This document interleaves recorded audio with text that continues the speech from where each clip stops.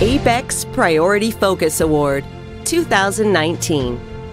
The Priority Focus Award, sponsored by the Saskatchewan Indian Gaming Authority, is presented to a Saskatchewan business that has gone above and beyond in demonstrating business excellence in the area of Indigenous engagement.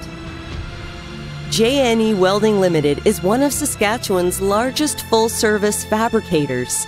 Founded in 1980 by Jim Nowakowski in Saskatoon, JNE Welding serves the mining, environmental, construction, oil sand, and power generating sectors of Canada and the USA. JNE Welding is proud to be a 60% First Nations owned company since 2015.